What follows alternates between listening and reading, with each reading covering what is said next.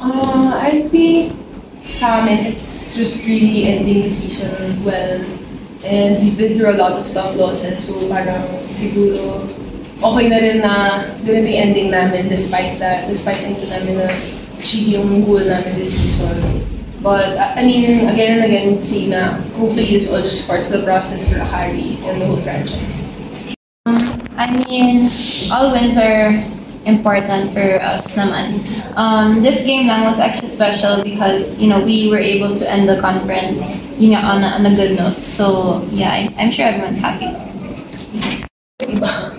And ayun din siguro yung isip namin that like yung mga pioneer din ng na parang this really takes time naman talaga na kahit yun, I mean, I would say na comparing to last year, sobrang iba. So, hopefully, paakyat lang kami ng paakyat and yun, sinasabi ko rin sa kanila na parang kailangan din talaga natin maging patient sa sarili natin, tsaka sa kasama natin, sa coaches, sa management. Kasi yun nga, first time naman din eh. First time ng management to na mag-build ng team.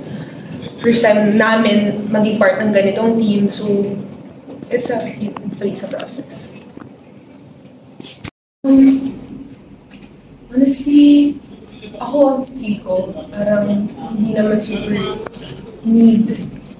It's just, we have to foster what the team now. We have to, parang, laro lang kami lang kasi doon namin makukuha yung lakas ng loob, doon namin makukuha yung tulungan sa loob. Kung lalaro kami ngayon, kung i-foster namin yung team na rin kami ngayon.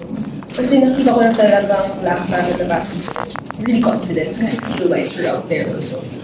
And also, like, in addition, kasi we're undermanned. So like kanina, we were just 11. So I mean, hopefully the new additions will, you know, be parang at least hindi too much pressure on like other players. So, you guys thought my birthday wish, siguro, is for everyone to be happy with where they are at now and to continue playing healthy, no injuries, and you know, just for the team naman to gel more and to have more confidence and more passion and pride with what we're doing.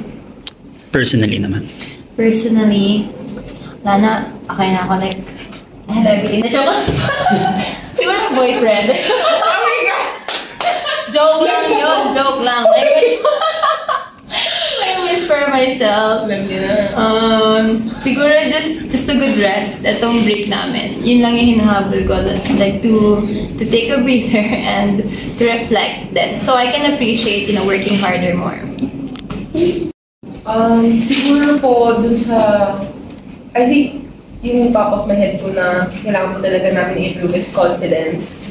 So parang nakukuha kasi yun every game eh. And siguro makikita pa rin namin yun kung, yun nga, sabi niya, kung penetrate namin yung mga teams above us. Kasi, confident kami na we will beat the ones below us. But our goal really is to be also, you know, part of yung unpredictability nung sa taas. So, namin maging partner. So, yun, hopefully, sa ngayon siguro, hindi ko masabi, pero hopefully next conference namin.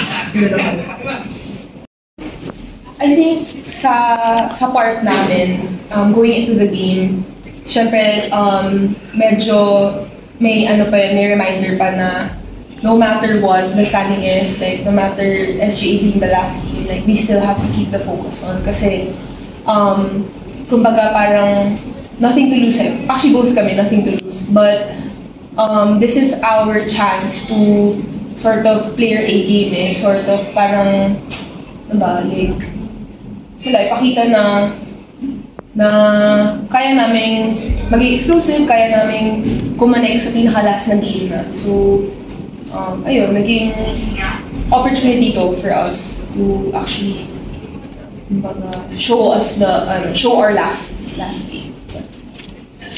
I feel like it's a good end na for the team kasi we've been doing progressively better after every conference. So hopefully next conference na with hopefully new additions, mag-improve kami as a team and mas mag-gel pa kami and mas mapapakita pa namin yung I think the team's just like trying to penetrate, the higher section of the team. So hopefully next conference we achieve that.